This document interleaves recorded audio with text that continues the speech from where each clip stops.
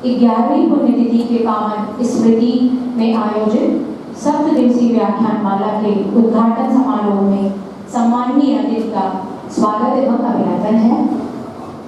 सम्माननीय मन से आग्रह है कि भारत माता, ज्ञान की अधिष्ठात्री मां सरस्वती एवं भारत के सामाजिक आध्यात्मिक परिवर्तन के अग्रदूत महायोगी श्री गोरखनाथ जी की प्रतिमा पर पुष्पांजलि करने की कृपा करें। स्वतंत्रता स्वाभिमान राष्ट्रवाद के प्रति राष्ट्रनायक महाराणा प्रताप, युग पुरुष महंत दिग्विजय नाथ जी महाराज एवं राजसंत महंत अवैधनाथ जी महाराज की प्रतिमा पर पुष्पांजलि सादर निवेदन।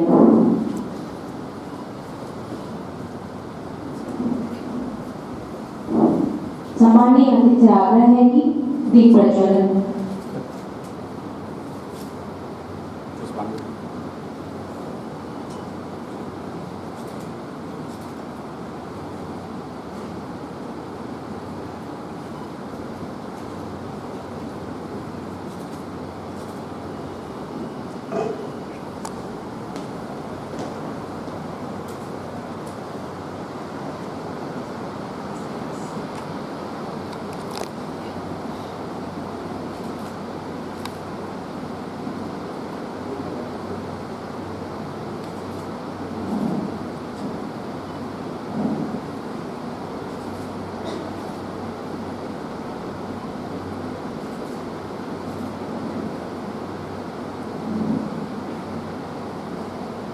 विनम्र अनुरोध है कि आप सभी अपना स्थान ग्रहण करने की कृपा करें। सरस्वती वंदना एवं स्वागत गीत के लिए छात्राएं।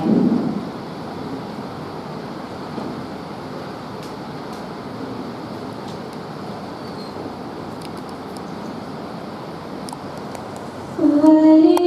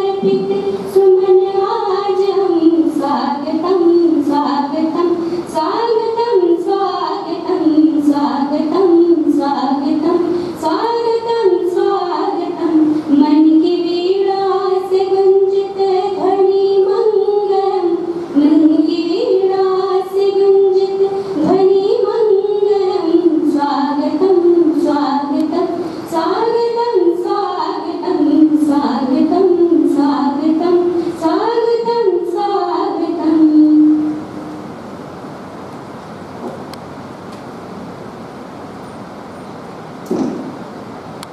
राष्ट्रसंत ब्रह्मलीन अवंतीनाथ जी महाराज की 11वीं पुण्यतिथि के पावन स्मृति में आयोजित सप्तदिवसीय व्याख्यान माला के उद्घाटन समारोह में मुख्य अतिथि प्रोफेसर वीरेंद्र सिंह तोमर जी हैं।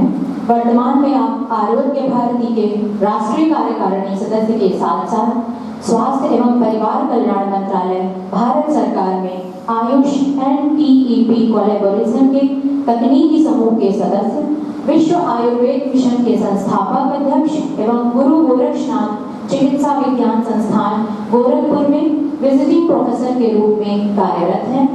आयुर्वेद के क्षेत्र में आपके विशिष्ट योगदान के दृष्टिगत आयुष मंत्रालय भारत सरकार ने आपको फेलो ऑफ राष्ट्रीय आयुर्वेद विद्यापीठ से एवं सोसाइटी फॉर इम्यूनोलॉजी एंड इम्यूनोपैथोलॉजी ने FSIIP से भी सम्मानित किया है। आप लगभग 33 वर्षों तक राजकीय आयुर्वेद महाविद्यालय हंडिया, लखनऊ एवं वाराणसी में लेक्चरर, रीडर, प्रोफेसर, प्राचार्य एवं डीन के रूप में सेवा दे चुके हैं। आपके लगभग 10 आयुर्वेद पुस्तकें लेखन के साथ साथ आपके 200 से अधिक शोध पत्र अंतरराष्ट्रीय एवं राष्ट्रीय ख्यातिलब्ध पत्रिकाओं में प्रकाशित हैं। आपके निर्देशन में 20 चिकित्सा शिक्षक PhD की उपाधि प्राप्त कर चुके हैं।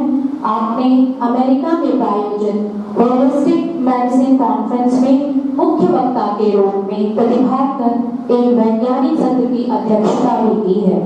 आपकी बहुमुखी प्रतिभा के लिए आपको अनेक पुरस्कारों से सम्मानित किया गया है।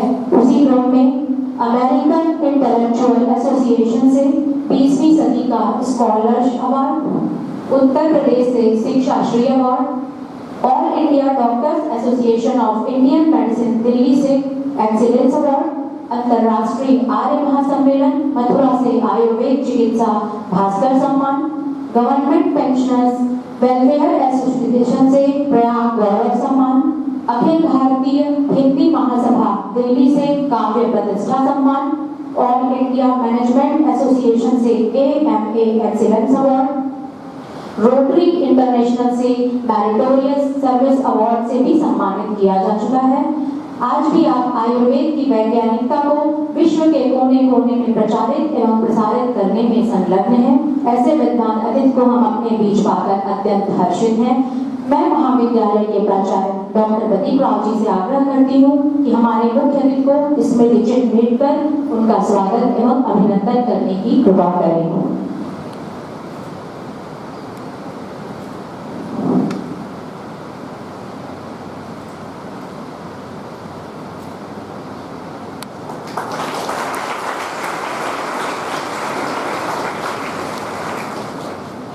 इसी के साथ साथ हमारे मुख्य अतिथि द्वारा भी महाविद्यालय को उनकी पुस्तकें भेंट की जा रही हैं। बहुत बहुत धन्यवाद सर। यह पुस्तकें हमारे पुस्तकालय की शोभा बढ़ाएंगी।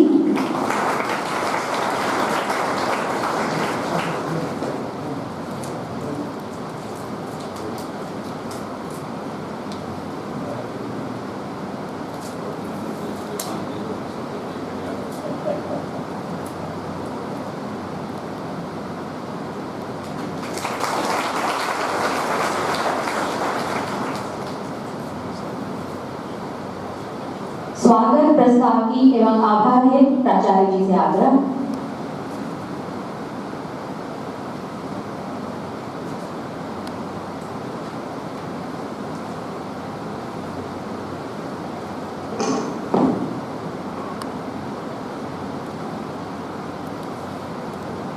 महाराणा प्रताप महाविद्यालय केंद्र धूसड़ के संस्थापक गोरक्षपीठ के परम पूज्य पीठाधीश्वर ब्रह्मलिंग राष्ट्र संत महंत अवैधनाथ जी महाराज के पावन स्मृति में आयोजित इस 7 दिवसीय व्याख्यानमाला में हम सबका मार्गदर्शन करने के लिए उपस्थित मुख्य अतिथि प्रोफेसर वीरेंद्र सिंह तोमर जी, संचालन कर रहे शिवरा जी, भाइयों और बहनों, आज के प्रारंभ हो रहे इस 7 दिवसीय व्याख्यानमाला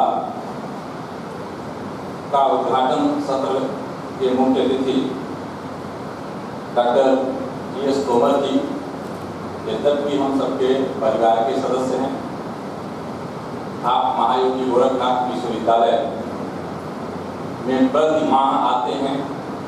हमारे आयुर्वेद का जो वहाँ का चिकित्सालय है उसमें महीने में 1 दिन आपकी निःशुल्क ओपीडी होती है और लगभग 150 से 200 मरीजों को आपका उपचार करते हैं। परिवार के इस सदस्य होने के बावजूद भी आज के इस गरिमामयी व्याख्यानमाला के उद्घाटन समारोह में आपने समय दिया है। मैं महाविद्यालय परिवार की ओर से, श्री गोरक्षनाथ मंदिर और गोरक्षपीठ की ओर से आपका हार्दिक स्वागत करता हूँ। इस महाविद्यालय परिवार में आपका अभिनंदन करता हूँ और आपके प्रति महाविद्यालय परिवार हार्दिक आभारी है कि आपने आज अपना अमूल्य समय देकर के हमारे इस गरिमापूर्ण आयोजन की गरिमा आपने बढ़ाई है। आज का यह साप्ताहिक व्याख्यानमाला महाविद्यालय के स्थापना काल से ही होता आया, लेकिन पहले 2014 तक हम यह व्याख्यानमाला महंत दिव्यनाथ जी महाराज के नाम पर करते हैं। एक निर्णय हुआ कि दिव्यनाथ जी के बारे में, उनकी स्मृति के बारे में व्याख्यानमाला दिव्यनाथ कॉलेज करेगा और अवैधनाथ जी महाराज की स्मृति में व्याख्यानमाला महाराणा प्रताप महाविद्यालय करता था। तब से यह व्याख्यानमाला महंत अवैधनाथ जी महाराज की स्मृति में आयोजित होता रहा। इस व्याख्यानमाला के अवसर पर हम प्रतिवर्ष एक वार्षिक पत्रिका का भी संपादन करते हैं, प्रकाशन करते हैं, विमर्श नाम से। वो पत्रिका 2009 से प्रतिवर्ष प्रकाशित होती है, जिसका विमोचन गोरखनाथ मंदिर के पूर्णतिथि के कार्यक्रम में, जिस दिन महंत अवैधनाथ जी महाराज की पूर्णतिथि होती है, उस दिन उस श्रद्धांजलि सभा में उस पत्रिका का विमोचन होता है। गोरखनाथ मंदिर भी महंत दिव्यनाथ जी महाराज की चिर समाधि लेने से लेकर के 2014 तक साप्ताहिक पूर्णतिथि सप्ताह समारोह करता रहा है महंत दिव्यनाथ जी महाराज की स्मृति में। 2014 के बाद ये विधि का विधान कहिए, नाथपंथ के 2 पीठाधीश्वरों की कृपा कहिए, या जैसे भी जो संयोग है कि आश्विन कृष्ण तृतीया को दिव्यनाथ जी की पूर्णतिथि है और आश्विन कृष्ण चतुर्थी को यानी ठीक 1 दिन बाद महंत अवैधनाथ जी महाराज की पूर्णतिथि है। इसके जो पूर्णतिथि साप्ताहिक समारोह मंदिर में हम पहले से करते आ रहे थे दिव्यनाथ जी महाराज को, दोनों गुरुजनों को जोड़ करके अब वहाँ पूर्णतिथि मनाई जाती है 7 दिन का, जिसमें पहले दिन यानी अश्विनी कृष्ण तृतीया को दिव्यनाथ जी महाराज की श्रद्धांजलि होती है और चतुर्थी को हम अवैधनाथ जी महाराज को श्रद्धांजलि देते हैं। और इसके पीछे से 1 सप्ताह का कार्यक्रम वहाँ भी गोरखनाथ मंदिर में चलता है। उससे पहले महाराणा प्रताप शिक्षा परिषद द्वारा संस्थापित संस्थाएं इन अपने दोनों संस्थापकों के प्रति अपना श्रद्धांजलि स्वरूप स्मृति व्याख्यान का आयोजन करते रहते हैं। कोई संस्था 7 दिन करती है, कोई संस्था 1 दिन करती है, कोई 2 दिन करती है, तो जैसा जिसके पास जैसी योजना रहती है। और इस समय हर संस्थाओं में ये आयोजन चल रहे हैं, यानी परसों और कल में भी लगभग 4 संस्थाएं हमारी आयोजन कर चुकी हैं। ये महाविद्यालय 7 दिन का व्याख्यानमाला करता है। हम जब ये व्याख्यानमाला करते हैं तो उद्देश्य ये होता है, क्योंकि आप देखेंगे कि 7 दिन के व्याख्यानमाला के विषय अलग अलग हैं। जैसे आज की व्याख्यानमाला का भी विषय है, आज व्याख्यान जो सर का होना है उनकी का उस व्याख्यान के विषय हैं। आप उस विषय को आप देखेंगे भारतीय ज्ञान परंपरा और आयुर्वेद, जो आपके 7 दिन के मुख्य वक्ता हैं, उनके सबके विषय अलग अलग हैं। उन विषयों पर व्याख्यान होने हैं, लेकिन यह व्याख्यान हम करते हैं महंत अवैधनाथ जी महाराज की स्मृति में। लेकिन जब महंत अवैधनाथ जी महाराज की स्मृति का हम कह रहे होते हैं तो महंत दिव्यनाथ जी महाराज की स्मृति उसके साथ जुड़ी रहती है। क्योंकि महाराणा प्रताप शिक्षा परिषद की स्थापना 1932 में महंत दिव्यनाथ महाराज ने की थी। 1932 से लेकर 1969 तक वो गोरखपीठाधीश्वर रहे। महाराणा प्रताप शिक्षा परिषद को उन्होंने सींचा, उसकी स्थापना का जो बीजारोपण उन्होंने जूनियर हाई स्कूल से किया था, उसे आजाद भारत को आजाद होते होते 1947 तक वो इंटर कॉलेज बना चुके थे। 1948 में 2 डिग्री कॉलेज खोले जा चुके थे, महाराणा प्रताप महाविद्यालय और महाराणा प्रताप महिला महाविद्यालय। यह देश आजाद हो रहा था, एक पीठाधीश्वर, एक संत, एक महात्मा डिग्री कॉलेज खोल रहा था। 1948 में 2 डिग्री कॉलेज हमारे खुले, लेकिन उस समय भारत जब आजाद हुआ तो प्रदेश में विश्वविद्यालय खोलने की पहल शुरू। तो गोरखपुर विश्वविद्यालय, गोरखपुर में ये आजाद भारत का पहला विश्वविद्यालय है जिसे गोरखपुर में खुलने का अवसर मिला। और वो इसलिए मिला कि महंत दिव्यनाथ जी महाराज लगे हुए थे कि गोरखपुर में विश्वविद्यालय की स्थापना। और गोरखपुर में विश्वविद्यालय की स्थापना करने के लिए महाविद्यालय चाहिए था, जमीन चाहिए थी, 50 लाख रुपए का फंड चाहिए था। ये अगर न दिया जाता तो ये विश्वविद्यालय कहीं और खुलता, जहाँ ये सब मिलता। तो ऐसे में वो दोनों महाविद्यालय महंत दिव्यनाथ जी महाराज ने और कार्पस मनी के साथ विश्वविद्यालय की स्थापना में दे दिया। और आज का गोरखपुर विश्वविद्यालय, जिसे आप पंडित दीनदयाल उपाध्याय गोरखपुर विश्वविद्यालय के नाम से जानते हैं, उसकी स्थापना हुई। यानी महाराणा प्रताप शिक्षा परिषद ने न केवल अपने ट्रस्ट के अंतर्गत संचालित करने वाले कॉलेज और शिक्षण संस्थान, चिकित्सा संस्थान खोले, अपितु इस गोरखपुर में एक राजकीय विश्वविद्यालय की स्थापना में भी अपना भूमि, अपना भवन, अपने विद्यार्थी, अपने शिक्षक और जो फंड कम पड़ रहा था वो पैसे दिए। आप गोरखपुर विश्वविद्यालय को कभी आप घूमने जाएंगे तो आपको दिखेगा कि दिव्यनाथ पीजी कॉलेज के बगल में जो विश्वविद्यालय का कैंपस है वो महाराणा प्रताप शिक्षा परिषद का कैंपस था। वहाँ हमारा डिग्री कॉलेज चलता था, जिसको विश्वविद्यालय को हमने दिया। आज उसमें विश्वविद्यालय का पहले कॉमर्स डिपार्टमेंट चलता था, अभी भी एजुकेशन डिपार्टमेंट वहाँ चलता है, MBA वहाँ चलता है। अब एक वहाँ गोरखनाथ जी के नाम पर एक शोधपीठ की अभी स्थापना हुई, जो वहाँ का महिला छात्रावास आज करके गोरखपुर का इतिहास नहीं लिखा जा सकता है। इसलिए जब हम महंत अवैधनाथ जी महाराज की पूरी स्मृति में खड़े होते हैं तो दिव्यनाथ जी की सभी स्मृतियाँ उसके साथ जुड़ी रहती हैं। तो ऐसे में महंत दिव्यनाथ जी द्वारा स्थापित महाराणा प्रताप शिक्षा परिषद को राष्ट्र संत महंत अवैधनाथ जी महाराज ने पुरस्कृत और पल्लवित किया। और 2005 में उन्हें लगा कि ये 2 महाविद्यालय जो हमने गोरखपुर विश्वविद्यालय की स्थापना में दे दिए थे, उन्हें फिर से खोला जाना चाहिए, उनकी स्मृतियाँ पुनर्जीवित करनी चाहिए। तब 2 डिग्री कॉलेज फिर 2005 और 2006 में खोले गए, जिसमें आपका ये महाविद्यालय महाराणा प्रताप महाविद्यालय उसी महाविद्यालय की स्मृति में खोला गया। और ठीक 2006 में महाराणा प्रताप महिला महाविद्यालय रमदपुर में खोला गया। लेकिन दोनों महाविद्यालय उसी नाम से 2005 और 2006 में खोले गए, तो 1948 में हम खोल चुके थे और विश्वविद्यालय की स्थापना में हम दे चुके थे।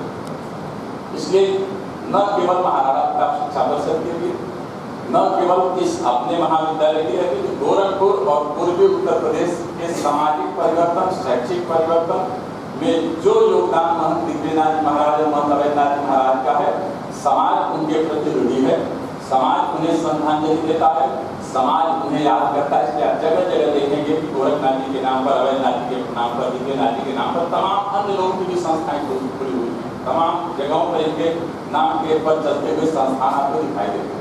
हम भी अपने पूर्वजों के प्रति, अपने गुरुजनों के प्रति अपनी उसी कृतज्ञता भाव को ज्ञापित करने के लिए हर वर्ष यह व्याख्यान आयोजित करते हैं।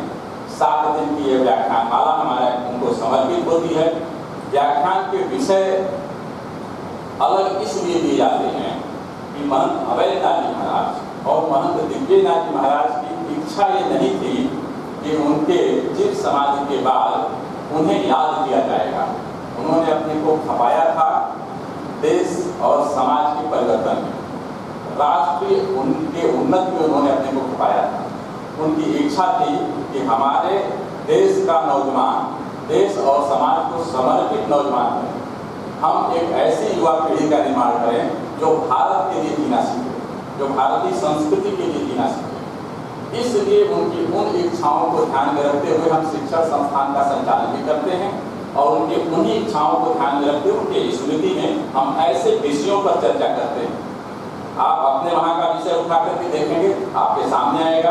आप गोरखनाथ मंदिर का विषय सब सुनिए। गोरखनाथ मंदिर में जो 7 दिन की व्याख्यान माला होती है, उस 7 दिन में हर साल के विषय बदलते हैं।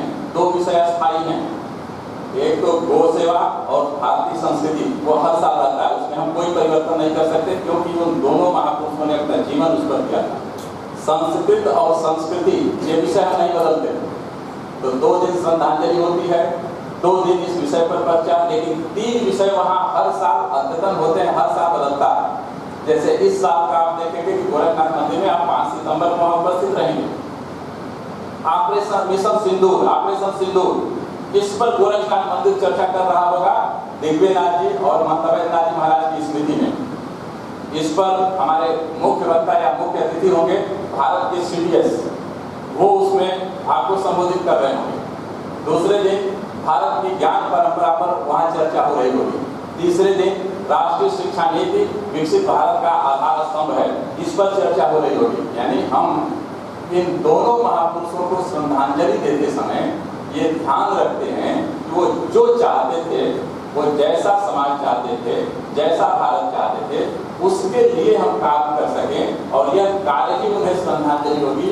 ये परंपरा गोरखपीठ भी निर्वहन करती है और उसी परंपरा के अंतर्गत हम या उनके द्वारा संचालित शिक्षण संस्थाएं भी इस परंपरा का निर्वहन करते हैं। इसलिए ये 7 दिन हम आयोजन करते हैं।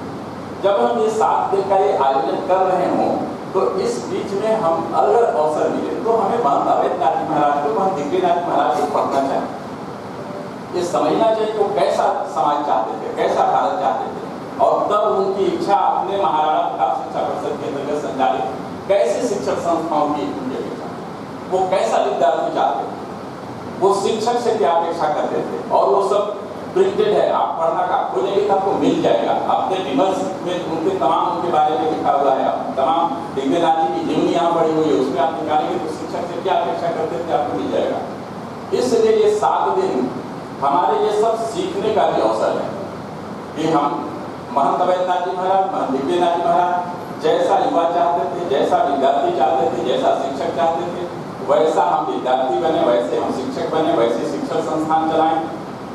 इसलिए विद्यार्थियों का पूरे आयोजन, चाहे हमारे किसी भी शिक्षण संस्थान में आयोजन हो रहे हैं, पढ़ाई में बिना नुकसान के आयोजन होते हैं।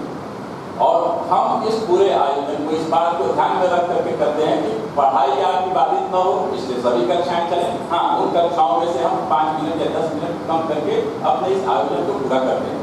हम अपनी उन मर्यादाओं को भी रेखांकित करते हैं जहाँ अतिथि देवो भव होता है, लेकिन हम अतिथि से पहले से आग्रह किए रहते हैं कि हमारी घड़ी आपके सामने नहीं होगी, आपको 12:25 पर हमारा कार्यक्रम पूरा हो जाना चाहिए, क्योंकि 12:30 से हमारी कक्षाएं चलती हैं। अतिथि भी अपने इस धर्म का पालन करते हैं कि 12:25 तक आपके कार्यक्रम पूरे हो जाए, पढ़ाई में आपके कोई व्यवधान न आए। लेकिन उसके साथ साथ चरित्र निर्माण जो दोनों अपने महापुरुषों का, दोनों पीठाधीश्वरों का मूल मिशन था, वो भी हम आपको देते जाएं। इसलिए इस प्रकार के आयोजन के साथ हम उन्हें श्रद्धांजलि देने के लिए उपस्थित होते हैं।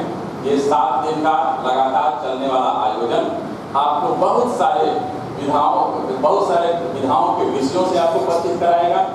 कार्यक्रम में बैठना, उठना, बोलना, चलना, सीखना सिखाएगा और बहुत सारे प्रत्यक्ष या अप्रत्यक्ष आपके व्यक्तित्व के परिवर्तन में यह आयोजन सहभागी होगा। इस अपेक्षाओं के साथ मैं अपनी दोनों पीठाधीश्वरों के प्रति महाविद्यालय की परिवार की ओर से भावभीनी श्रद्धांजलि अर्पित करता हूँ और एक बार फिर अपने मुख्य अतिथि के प्रति आभार व्यक्त करता हूँ। भारत माता की जय। संगम गीत के लिए छात्राएं।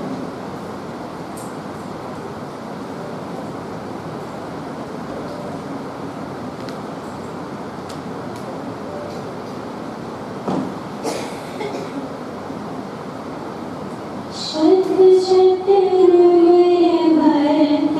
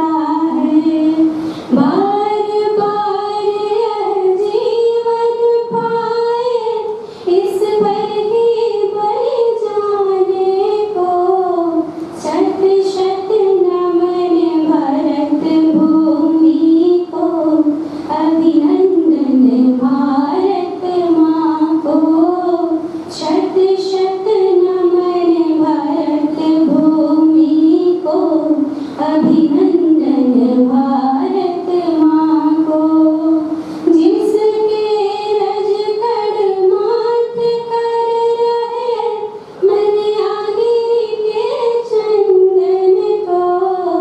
शत शत नमन भरत भूमि को, अभिनंदन भारत माँ को।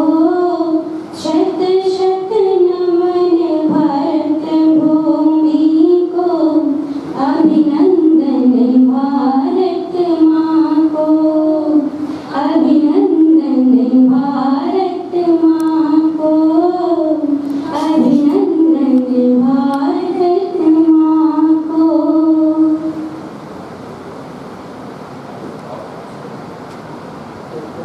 अब मैं बिना किसी औपचारिकता के कार्यक्रम के मुख्य अतिथि को उद्बोधन हेतु मंच पर आग्रह करती हूँ।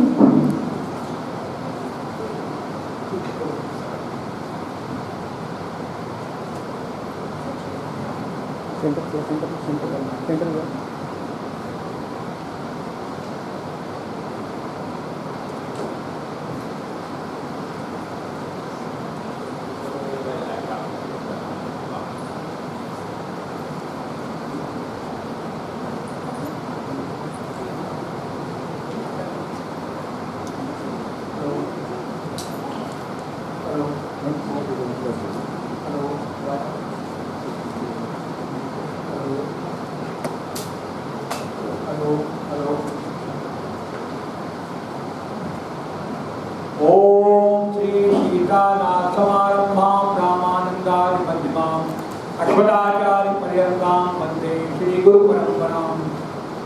आज इस पवित्र तपोभूमि में राष्ट्र संत ब्रह्मलीन महंत अवैधनाथ जी की पुण्यतिथि के अवसर पर आयोजित 70 दिवसीय स्मृति व्याख्यान माला के उद्घाटन सत्र की अध्यक्षता कर रहे पूज्यश्री और ऊर्जावान प्रधानाचार्य डॉक्टर प्रदीप राव साहब, संचालन कर रही डॉक्टर शिप्रा जी और साथ साथ में महाविद्यालय के विद्वान प्राध्यापक बंधुओं और हमारे इस महाविद्यालय के प्राण छात्र छात्राओं, इस महाविद्यालय के अनुशासन को देख करके मैं स्वयं मंत्रमुग्ध हूँ। और मुझे बड़ी प्रसन्नता है कि अनुशासन जीवन का सबसे बड़ा अंग है, सफलता का सबसे बड़ा मूल मंत्र है। आज मैं अपने आप को सौभाग्यशाली समझता हूँ कि आप लोगों के बीच मुझे अपने विचार रखने के लिए माननीय राव साहब ने अवसर प्रदान किया और ऐसे महान तपस्वियों को, संतों को, जिन्होंने शिक्षा की अलग को जगा करके गोरखपुर में जो विशाल जो अलग जगाई, आज संपूर्ण विश्व में उनको याद किया जाता रहेगा। उनकी इस पावन गाथा को, उनकी स्मृति को। मुझे भारतीय ज्ञान परंपरा एवं आयुर्वेद पर कुछ अपने विचार रखने के लिए निर्देश दिया गया है। इस संदर्भ में मैं आपको ये बताना चाहता हूँ कि यह भारत भूमि ज्ञान की भूमि रही है। आप जानते हैं कि ज्ञान का अभ्युदय इस भारत भूमि से हुआ है। वेदों को विश्व वाङ्मय का प्राचीनतम ग्रंथों के रूप में स्वीकार किया गया है। जैसा कि आप जानते हैं कि आपके सामने कुछ चीजें मैं रखना चाहूंगा। आज संयोगवश जिनके साथ में रह करके मुझे अध्ययन का अवसर प्राप्त हुआ, ऐसे प्रोफेसर रामहर सिंह जी, पद्मश्री प्रोफेसर रामहर सिंह, जिनके अंदर में मैंने पीएचडी किया, आज उनकी भी पुण्यतिथि है। तो इसकी स्मृति में आज आपके सामने कुछ अपनी बातें शेयर करना चाहूंगा। दूसरी महत्वपूर्ण बात आपके सामने बताना चाहूंगा कि भारतीय ज्ञान परंपरा के संदर्भ में जब हम बात करते हैं तो आप जानते हैं, जैसा मैंने कहा, कि हमारा जो वैदिक वाङ्मय है, इसमें ये 4 वेद आते हैं: ऋग्वेद, सामवेद, यजुर्वेद और अथर्ववेद। ये चारों वेद हमारी ज्ञान परंपरा के सबसे अटूट अंग हैं और इस ज्ञान परंपरा का सबसे महत्वपूर्ण स्रोत है। एक विशेष बात आपके सामने शेयर करूंगा कि आप जानते हैं कि जब मैं अपना एमडी का कोर्स पूरा कर रहा था काशी हिंदू विश्वविद्यालय में, तो मैंने देखा ऋग्वेद की एक ऋचा में पढ़ रहा था कि हे सूर्य, तू अपने रश्मियों से इस रोगी के शरीर में प्रवेश हुए हरिमा और पीतिमा रोग को नष्ट कर, जिसको आज हम पीलिया कहते हैं, जॉइंटिस कहते हैं। उस जॉइंटिस की चिकित्सा के लिए आज एक चिकित्सा दी जाती है। आप सभी लोग परिचित हैं कि जब बच्चों को न्यूरोनल जॉइंटिस हो जाता है तो हम लोग क्या कराते हैं, सूर्य रश्मि चिकित्सा, आंखों में पट्टी बांध करके धूप सेकने के लिए कहा जाता है, और ट्यूब से सिकाई करते हैं, जिसको आज हम फोटोथेरेपी कहते हैं। हजारों हजार वर्ष पूर्व हमारे उस मनीषियों ने अपने दिव्य दृष्टि से जाना कि सूर्य की रश्मियों में वो ताकत होती है जिससे हम जो है हरिमा, पीतिमा और कामला जैसे रोग का विनाश कर सकते हैं। ये नहीं आ रहा, कोई प्रॉब्लम नहीं है, आगे। तो इस संदर्भ में मैं आपको ये बताना चाहूंगा कि हम भारतीय ज्ञान परंपरा के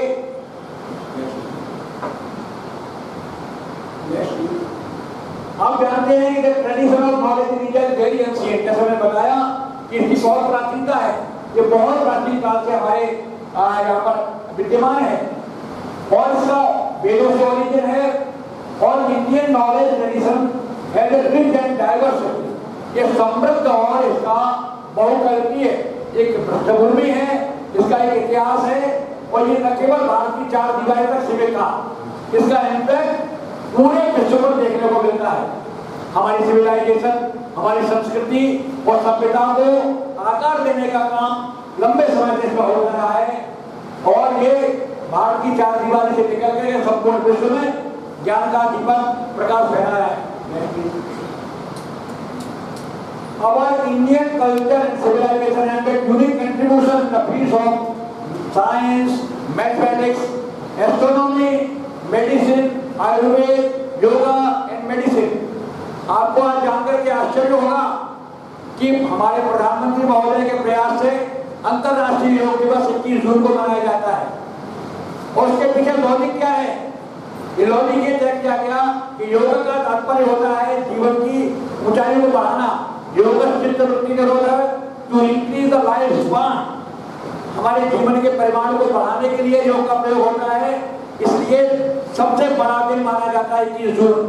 21 जून को अंतर्राष्ट्रीय योग दिवस मनाया जाता है, जो देश के कोने कोने में नहीं, संपूर्ण विश्व के देश इसको मना रहे हैं।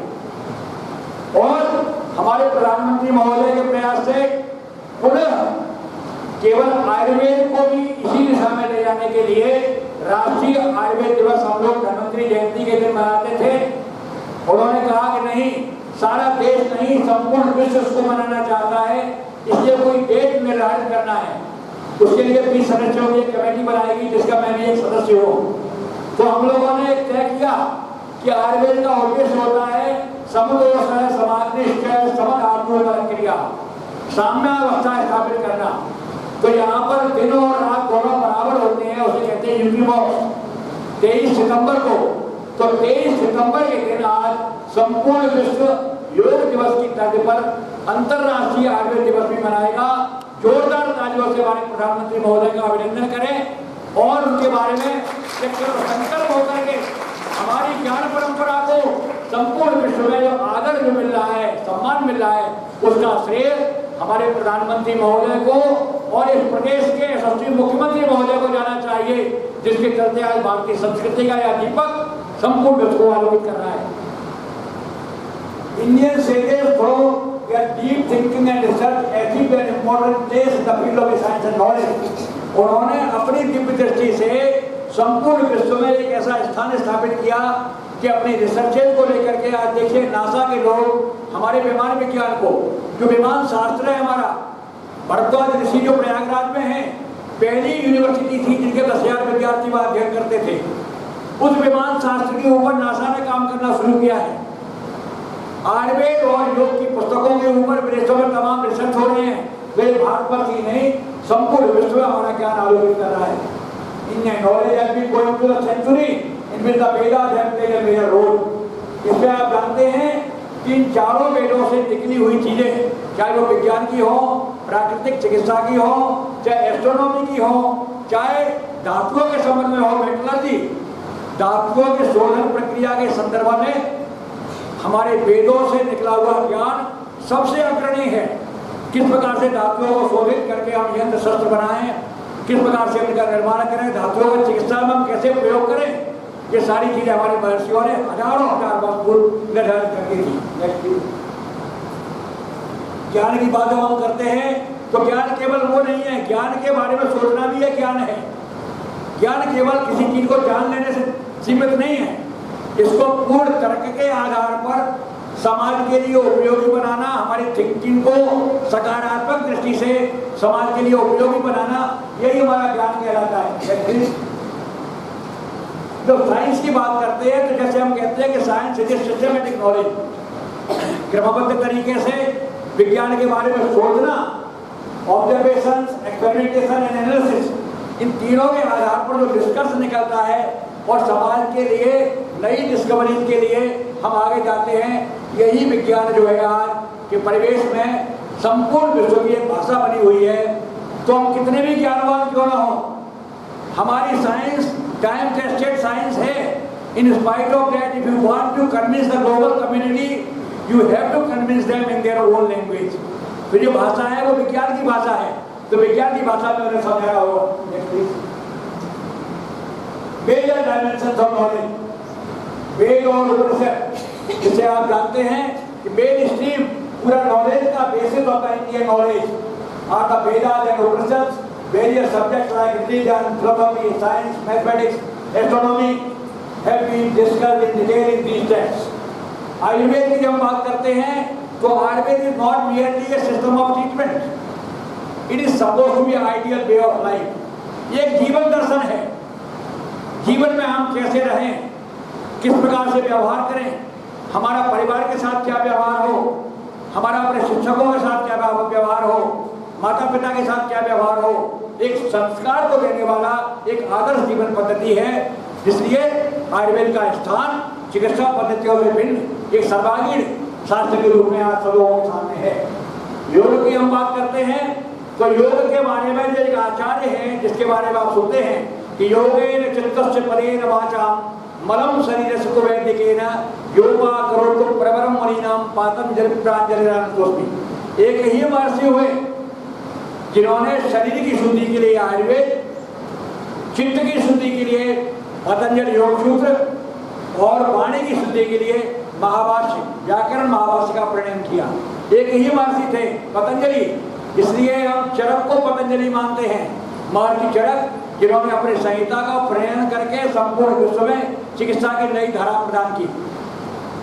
तो उनकी जयंती हम शेषावतार पतंजलि के रूप में मनाते हैं, नाग पंचमी के दिन संपूर्ण देश में मनाई जाती है।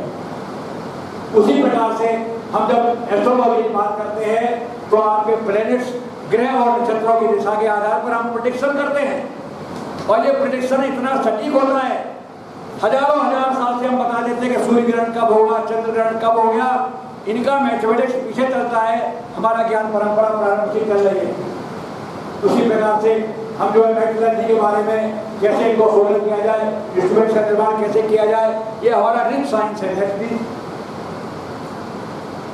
Impact of Indian knowledge in science on earth, ये क्या इम्पैक्ट हो रहा है? Yoga nowadays yoga is prevalent in all over the world, popular science for relieving stress। आप जानते हैं कि 90% बीमारियां साइकोसोमेटिक हैं। Psychological stress lead to the different type of the diseases in the body. You will have to control the stress, cut down the level of stress. अब वो stress को क्या कहेंगे आप? बहुत माइन्यूट डिफरेंस है स्ट्रेस और डिस्ट्रेस में।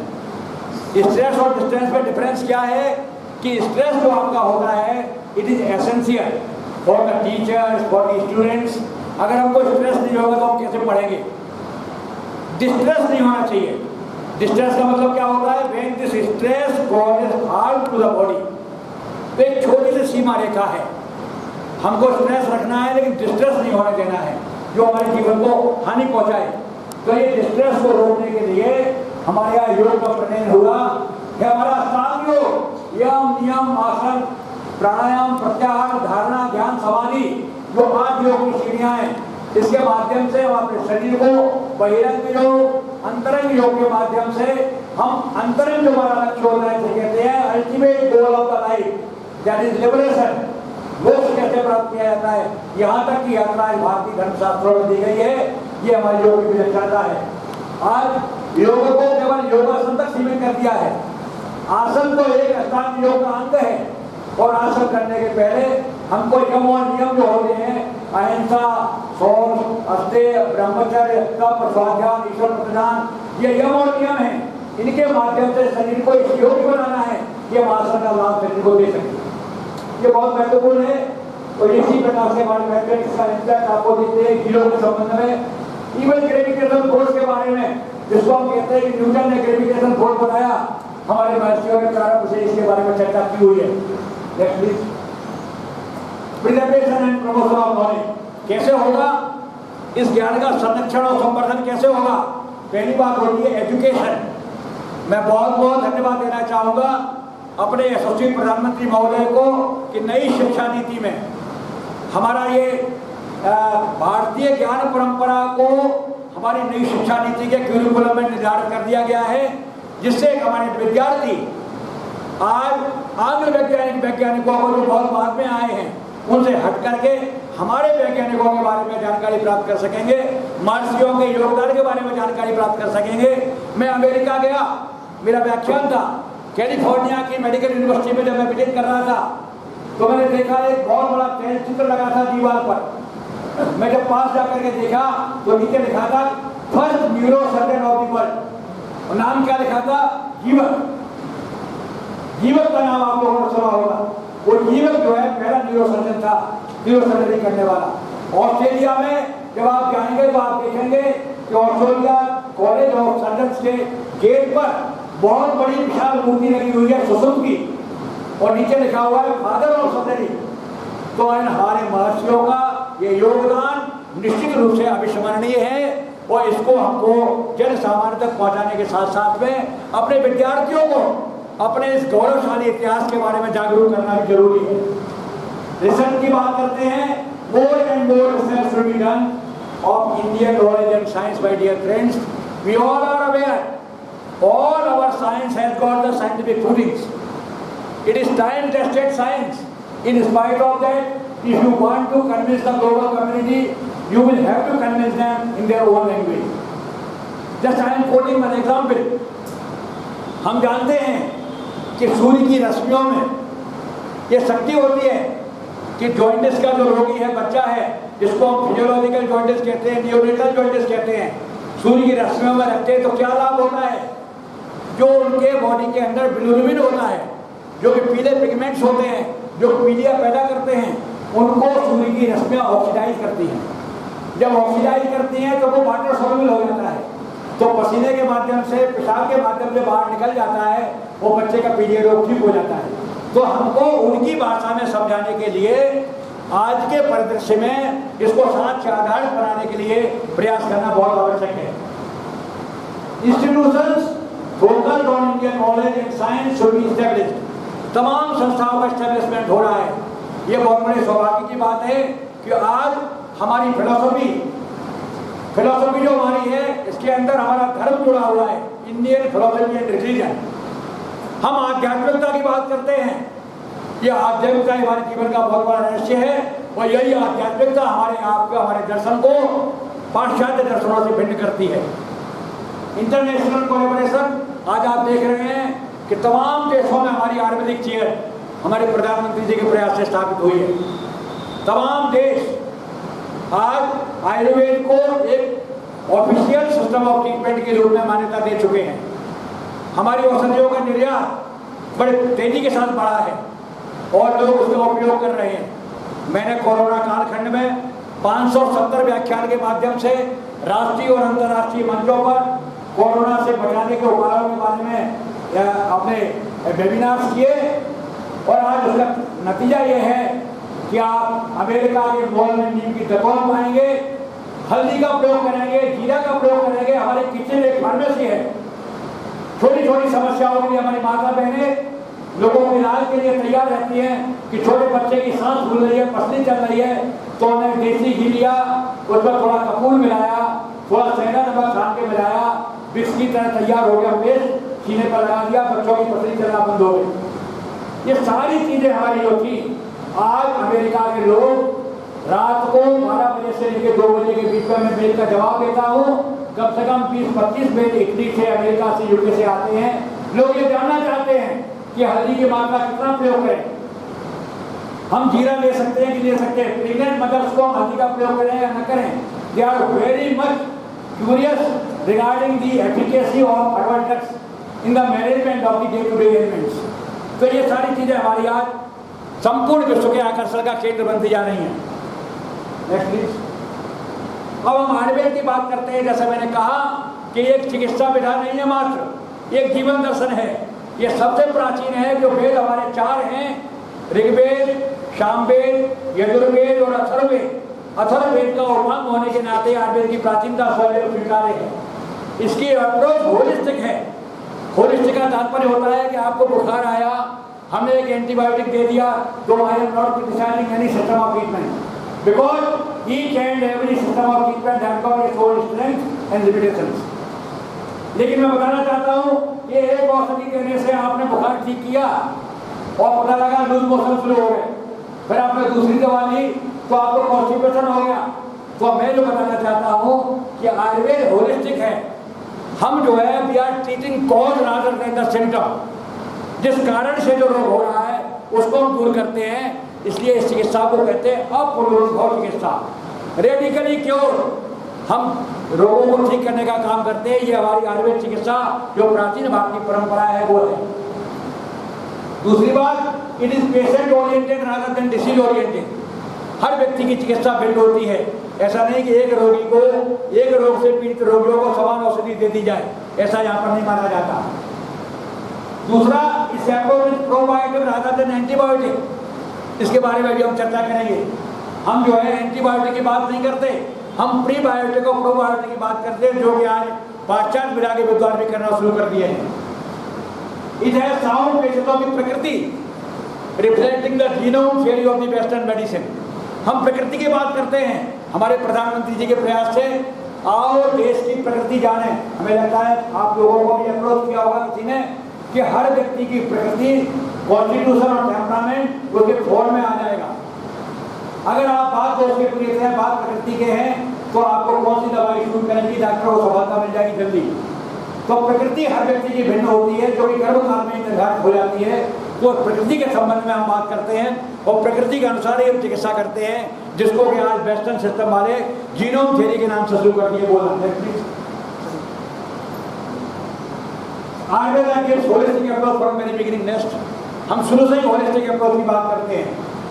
WHO जो है आपका विश्व स्वास्थ्य संगठन है, उसके 4 मुख्य उद्देश्य हैं। पहला प्रिवेंशन, दूसरा प्रमोशन, तीसरा क्योर और चौथा रिहेबिलिटेशन। इन 4 उद्देश्यों को पूरा करने के लिए आयुर्वेद ही हमारा जो विधा है वो अपने आप में इतनी सक्षम विधा है कि चारों उद्देश्यों की पूर्ति कर सकती है। Next please. जब हम बात प्रिवेंशन की करते हैं, आप सभी जानते हैं कि prevention is better than cure. रोग आने के पहले उसको रोकना ज़्यादा महत्वपूर्ण है। कोरोना कालखंड में आपने महसूस किया कि जिस समय डायरेक्टिव जारी हो रहा था तो ICMR ने बड़ा विरोध किया कि नहीं साहब, आयुर्वेद की दवाइयों को जो है मान्यता नहीं दे सकते। आयुष काढ़ा आने के पहले प्रधानमंत्री जी की पहल पर तत्कालीन स्वास्थ्य मंत्री हर्षवर्धन जी ने इसको स्वीकृति प्रदान की। और उसका कारण क्या मिला, नतीजा क्या मिला कि मैं आपको बताना चाहता हूँ। सब लोग जानते हैं, परिवार में कोई ना कोई आपने खोया है। तमाम लोगों के परिवार में और के मित्रों में कोई ना कोई कोरोना से पीड़ित हुआ है। उन्होंने क्या किया, their journey start from ivermectin, hydroxychloroquine, azithromycin और अंत में रेमडेसिविर से होते हुए उन्होंने लास्ट में क्या कहा कि nothing can be done with these medication. इनसे कुछ नहीं होता, केवल immunity is only the alternative. केवल इम्यूनिटी साधन है। और हमने शुरू से ही क्या दिया, आयुष क्वाथ, गिलोय का काढ़ा। गिलोय खोजने से नहीं मिल पा रही थी। च्यवनप्राश की सेल 70 सालों में कितनी नहीं हुई, एक भी सेल पर च्यवनप्राश उपलब्ध नहीं पड़ा, इतना च्यवनप्राश की सेल हुई। अश्वगंधा, बला, शतावरी, जितने भी आयुर्वेदिक दवाइयाँ हैं उनका प्रयोग लोगों ने किया और नतीजा ये हुआ कि भारतवर्ष जैसे देश में जहाँ जनसंख्या कितनी हमारी विशाल है, उसमें सबसे कम इम्पैक्ट पड़ा सारे देशों की तुलना में। ये प्रभाव यही था कि हमारे देश की संस्कृति में मूल में समाया हुआ है आयुर्वेद। घर घर में हम लोग इन चिकित्साओं के बारे में जानते हैं। दूसरी बात, इस संस्थान में दिनचर्या, रात्रचर्या, ऋतुचर्या, सदवृत्त, आचार रसायन, धारणीय धारणी वेद जैसे सिद्धांत जो दिए गए हैं, इनके उपयोग से अपने आप को हम स्वस्थ रख सकते हैं। तमाम बीमारियां आएंगी जाएंगी, कोरोना जैसी। आपको मैं बताना चाहूँगा कि बॉम्बे मेडिकल कॉलेज में मेरा व्याख्यान हो रहा था, मैंने एक चर्चा किया, उसके बाद में एक प्रोफेसर खड़े हुए कि 3 साल पहले जब आपका व्याख्यान हुआ, मैं गायनेकोलॉजी का प्रोफेसर हूँ और मेरे पास जो महिलाएं आती थी उनको रिपीटेडली यूटीआई होता था। हर महीने 2 महीने के बाद में पेशाब में जलन और यूरिनरी ट्रैक्ट इन्फेक्शन हो जाता था। आपने बताया कि प्रातःकाल तांबे के पात्र में रखा हुआ जल पीने से तमाम तरह के रोगों से बच सकते हैं। हमने उन महिलाओं को रिकमेंड किया। 76% महिलाओं को 3 महीने के बाद में रिकरेंसेस बंद हो गए और मैं 8 साल से फॉलोअप कर रहा हूँ। उन महिलाओं को यूटीआई का इन्फेक्शन नहीं हुआ। एक छोटा सा उदाहरण है, हमारी संस्कृति में जो भी चीजें दी गई हैं कि प्रातःकाल सूर्योदय के पहले उठना, समय से भोजन करना, ये सारी चीजें जो हमारे यहाँ बताई गई हैं, सारी वैज्ञानिक का स्वरूप है। आज स्थिति क्या है कि हमारे जो एनिमीज हैं क्या हैं, व्हाट्सएप, फेसबुक, ट्विटर, इंस्टाग्राम, हम इनमें उलझे हुए हैं। भौतिक श्रम से हम दूर हो गए हैं। हमारी किचन में जोमेटो और स्विगी ने किचन का स्थान ले लिया है। पिज्जा, नूडल्स, बर्गर हमारी संस्कृति में समा गया है। तो हमको अपनी ट्रेडिशनल रेसिपी को याद करना होगा और अपने जो सिद्धांत हैं उनका अनुपालन करना होगा, तभी अपने आप को स्वस्थ कर सकते हैं। Next please. प्रमोशन की बात करते हैं, हमारे पास मेल आते हैं अमेरिका से, लोग पूछते हैं कि मैं तो हेल्दी हूँ, I am healthy, I am not having any disease, is there any need to take any medicine.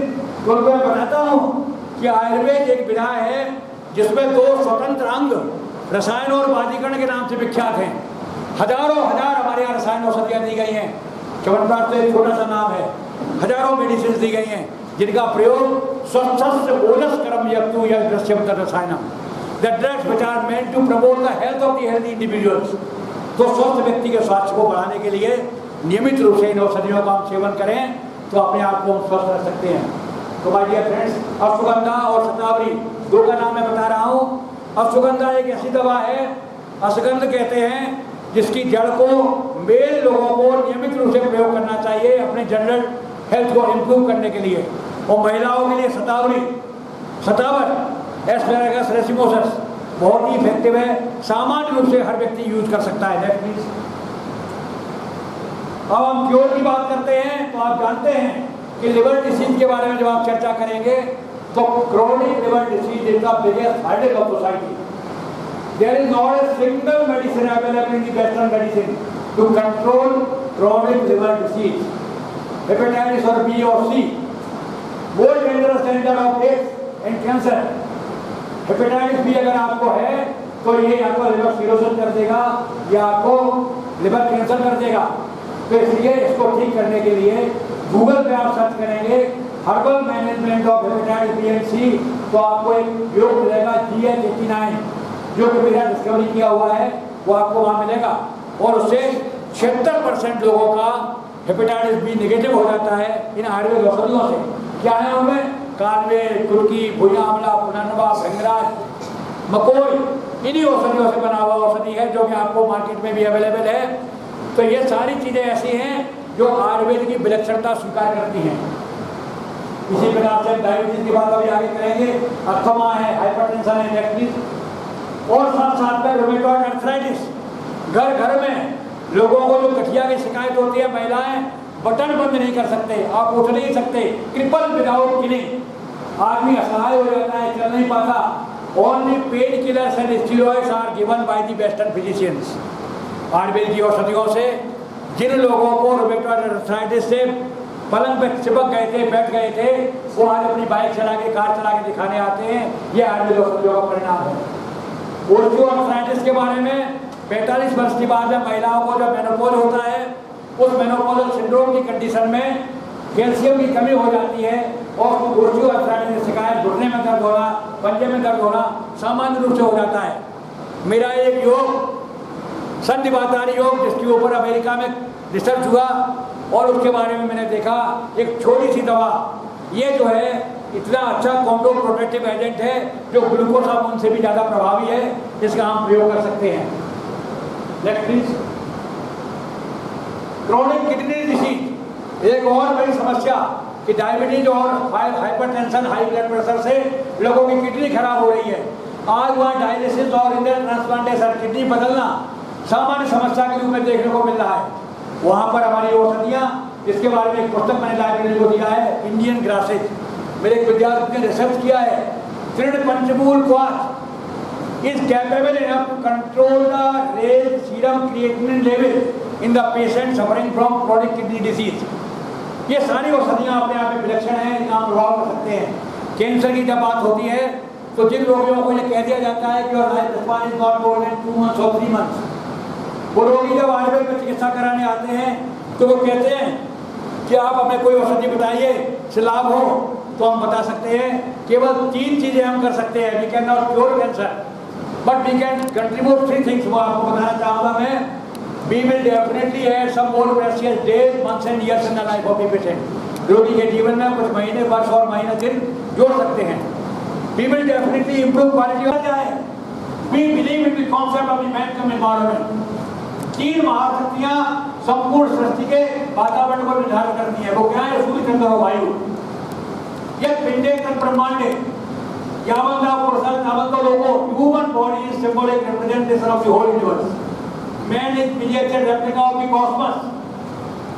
विसर्गादान विद्ये में सोम सूर्यान्य सदा धारयन्ते जगदेव कपितान्य सदा। ये 3 शक्तियाँ पार्थ, पित्त और कफ के रूप में इन मूल शक्तियों में विद्यमान है। चंद्रमा का प्रतीक कफ और सन का प्रतीक पित्त और देह का प्रतीक वात। इन तीनों के ही इक्विलिब्रियम से हम स्वस्थ रहते हैं। इनका घटना बढ़ना हमारे लिए रोग कारक होता है। अभी मैं आपको बताना चाहता था कि एंटीबायोटिक के बारे में मैंने कहा, ये सिद्धांत है हमारा कि कोई भी वायरस और bacteria, we have got trillions of virus and bacteria in the universe. Most of them are useful and others are harmful. So we cannot avoid them. 18वीं सदी से अभी तक करोड़ों लोग अकाल काल पीड़ित हुए हैं। किसका हम वैक्सीन बनाएंगे? सिद्धांत क्या है? सिद्धांत ये है कि ध्रुव चतुर्णाम सानिध्यात् गर्भस्यात् पूर्व का ऋतु क्षेत्रानु बीजानाम सामग्र्यात् पुरोहिता। जिस प्रकार से किसी बीज को अगर हम टाइल्स के ऊपर डाल देंगे तो अंकुरित नहीं होगा।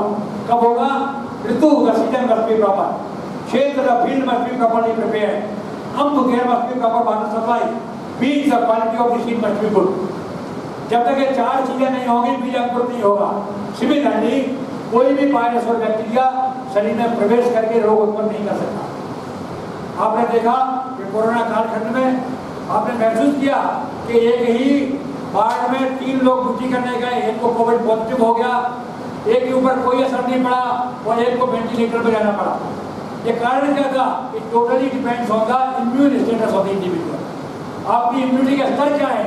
तो उद्देश्य क्या है कि हमको एंटीबायोटिक नहीं देना, हमको बॉडी के इम्यूनिटी को बढ़ाने की औषधि देना है, जिसकी वजह से कोई भी वायरस और बैक्टीरिया आपका बालवांका न कर सके। इसीलिए हमारा AYUSH path 67% of US population use AYUSH path और the prevention of the COVID pandemic and 69% of UK population use AYUSH path और the prevention of the COVID pandemic. यह प्रसन्नता की बात है कि संपूर्ण देशों ने स्वीकार किया है कि आयुर्वेद की औषधियाँ इम्यूनिटी को बढ़ाने के लिए लाभदायक होती हैं।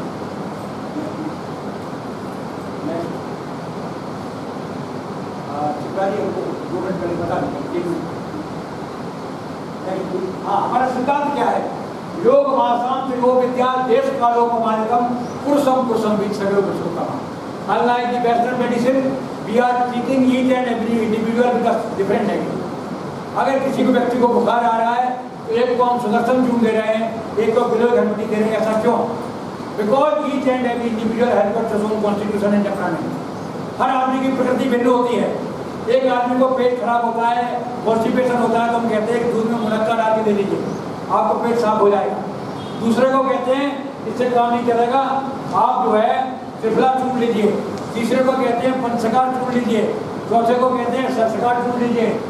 पांचवें को कहते हैं कि आपको रेडी का तेल लेना पड़ेगा दूध में डाल के तब पेट साफ होगा। क्यों?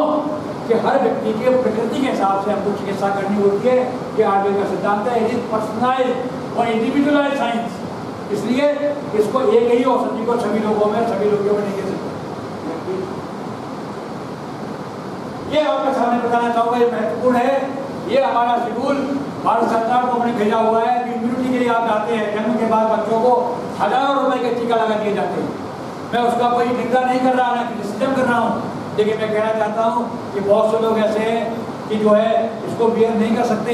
ये 16वीं शताब्दी में आचार्य सारथी ने बताया कि हमारे जीवन को 100 वर्ष की आयु मानते हुए 10 दशकों में बांटा और प्रत्येक दशक में एक जैविक भाव का ह्रास होता है। One biological loss in each decade. और उसको पूरा करने वाली औषधियां अगर हम देते रहें तो उस दशक में होने वाले रोगों से हम बचा सकते हैं।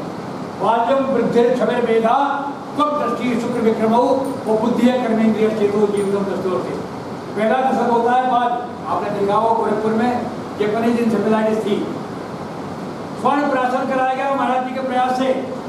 तत्कालीन डायरेक्ट वाइस चांसलर एवं भट्ट साहब ने KDOU से आकर के जब स्वर्ण प्राशन कराया, उसका मेडिकल कॉलेज में आकलन किया गया कि ये स्वर्ण प्राशन पहले जमाने में राजा महाराजा अपने बच्चों को कराया करते थे। वही स्वर्ण प्राशन आज गांव-गांव में करा करके लोगों की रोग प्रतिरोधक क्षमता को बढ़ाने का काम करता है। मैंने कोविड कालखंड में 3000 बच्चों का स्वर्ण प्राशन किया, एक भी बच्चा कोविड से पीड़ित नहीं हुआ और उनको मौसमी रोगों से भी छुटकारा मिल गया। इससे न केवल शरीर की इम्यूनिटी बढ़ती है, वर्ण में निखार आता है, मेंटल पावर बढ़ती है और साथ साथ में वाणी की शुद्धता आती है। ये सारी चीजें हमको प्रयोग करना चाहिए। बचाव, कास्परी और गोल्ड, ये 3 चीजें हैं। बचाव कास्परी को हम बिना उसके प्रयोग कर सकते हैं, तो ये सारी चीजें महत्वपूर्ण है। दूसरा दशक होता है ग्रोथ का। 11 से 20 साल की आयु में अधिकांश महिलाएं आती हैं, हमारी बच्ची की हाइट नहीं बढ़ रही है।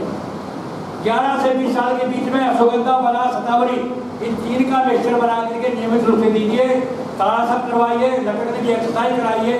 2 इंच से लेकर 4 इंच तक हाइट बच्चों की बढ़ने के लिए मैंने वैज्ञानिक रूप से प्रमाणित करके देखा है। तो आपको 20 साल तक गुंजाइश है बच्चों की वृद्धि होने। तीसरा होता है छवि, कॉम्प्लेक्स है। यदि इस दशक में इन औषधियों का प्रयोग हम करते हैं तो 100 वर्ष तक की आयु में किसी ग्लो करने के लिए किसी कॉस्मेटिक की जरूरत नहीं पड़ेगी। आपको 3 चीजें मैं बता रहा हूँ, ये जो है आपके सामने लिखी गई है, हल्दी और चंदन। उस पर मत जाइए कि हल्दी और चंदन के गुण समाये, कुछ नहीं है, यानी प्योर केमिकल, शुद्ध हल्दी, आंवला और ये गिलोय, हल्दी, आंवला, गिलोय और चंदन, इनका प्रयोग कैसे करना है आपको साइट पे मिल जाएगा, लिखा हुआ, गूगल पर सर्च करके सब मिलेगा, इसका प्रयोग करें। चौथा दशक सबसे महत्वपूर्ण है मेधा, मेंटल पावर, जीत, धृति और स्मृति। मैं आपको बताना चाहता हूँ कि सड़क पर लिखा है मंडूक वर्णी श्वसन प्रयोजा क्षीरेण यष्टि मधुकर चूर्णम रसे गुरुचा सबूल मुस्का कर्तव्य प्रयोजा खरसक पुष्पी। ये 4 रसायन है, ब्राह्मी, संगपुष्पी, गिलोय और मलेठी। इन 4 वेदिक रसायन का प्रयोग अगर आप करते हैं तो आपके जीत, धृति, स्मृति बढ़ जाएगी। मित्रों, मैं साइंस का ग्रेजुएट था। साइंस पढ़ने के बाद मैं आयुर्वेद में गया तो मेरे टीचर ने हमसे कहा कि आपको संस्कृत से हेट है, कभी आप अच्छे आयुर्वेद के चिकित्सक नहीं बन सकते। तो मैंने कहा क्या करना है कि संस्कृत के श्लोक याद करने पड़ेंगे। मित्रों, इन 4 औषधियों में से मैंने 2 का प्रयोग प्रारंभ से ही किया है, आज भी करता हूँ। आपको 5000 श्लोक बिना कॉमा फुल स्टॉप भूले हुए पेज नंबर और लाइन नंबर मैं आपको सुना सकता हूँ, बिल्कुल सुना सकता हूँ। इन 4 औषधियों का प्रभाव है। सभी विद्यार्थियों से मैं कहूँगा कि इन 4 में से 2 का भी प्रयोग आप करके देखें तो इन टीचर्स को प्रसन्नता होगी जब आपकी कॉपी ग्रेजुएशन करेंगे। ये विद्यार्थियों ने पूरा का पूरा लिख दिया है, आप एक पार्टी हो जाए, ये प्रयोग करें। उसके बाद उसी प्रकार से ये 10 दशकों में इन भावों का नाश होता है, उनके लिए मेडिसिन का ऑर्डर किया गया है। नई कोई बीमारी आती है तो हम खोलना शुरू कर देते हैं कि हमारे शास्त्रों में इसका वर्णन है कि नहीं है। शरद ने कहा है कि आपको खोलने की जरूरत नहीं है। You will have to analyze the constitution of the patient and the symptoms of the disease and you can treat it. तो इसके लिए किसी नई बीमारी के खोलने की जरूरत नहीं है, आप उसके आधार पर चिकित्सा कर सकते हैं। अंत में मैं आपके सामने ये कंक्लूड करना चाहूँगा कि भारतीय ज्ञान परंपरा प्राचीन काल से ही संपूर्ण विश्व को आलोकित करती रही है और हमारे ज्ञान परंपरा के अंदर जो चीज़ें आज विद्यमान हैं उनके आधार पर एक छोटा सा उदाहरण आपके सामने और देना चाहूँगा कि मैंने देखा कि डायबिटीज़ के पेशेंट्स के लिए लोग कहते हैं कि डायबिटीज़ किसी को हो गई है, हाँ हमने ठीक किया, हम जाँच कराते हैं, हमारा शुगर नॉर्मल है। मित्रों, शुगर नॉर्मल से केवल काम नहीं चलेगा। आपके जो वाइटल पार्ट्स हैं, किडनी है, रेटिना है, नर्व्स है, हार्ट है, इनको बचाना है। तो उसके लिए आयुर्वेद औषधियों का प्रयोग करेंगे तो हम अपने सभी वाइटल पार्ट्स को भी सुरक्षित रख सकेंगे। ये हमारी परंपरा है। तो मैं अधिक समय न दे करके मैं बहुत बहुत धन्यवाद देना चाहूँगा।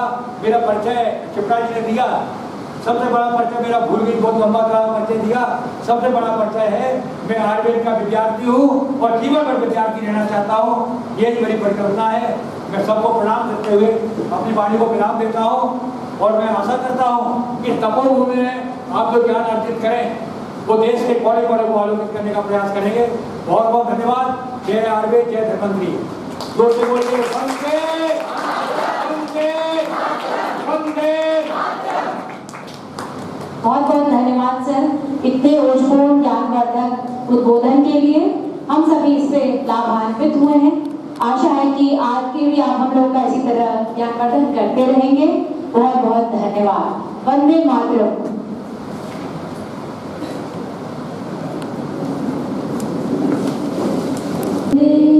मातरम सुजलाम सुफलाम मलयज शीतलाम शस्य श्यामलाम मातरम वन्दे मातरम वन्दे मातरम।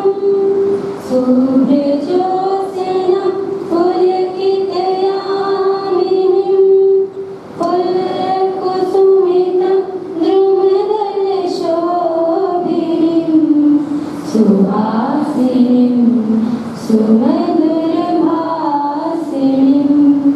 सुखदां वरदां मातरं वन्दे मातरं वन्दे मातरं।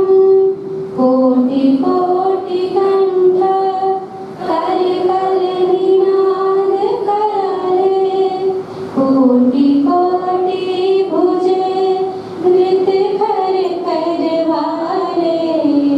अबला के नुमाए बोले बाहुबल धरणिं नमामि तरणिं रिपुदल वरणिं मातरं वन्दे मातरं वन्दे मातरं। तुम्हि विद्या तुम्हि धर्मा तुम्हि हृदय तुम्हि मर्मा तुम्हि प्राणाः शरीरे बाहुते तुम्हि मां शक्ति हृदय तुम्हि मां भक्ति। तुम्हारे प्रतिमा गढ़ी मंदिरे मंदिरे मातरं वन्दे मातरं वन्दे मातरं। तुम ही दुर्गा दश प्रहरधारिणी कमला कमल दल विहारिणी।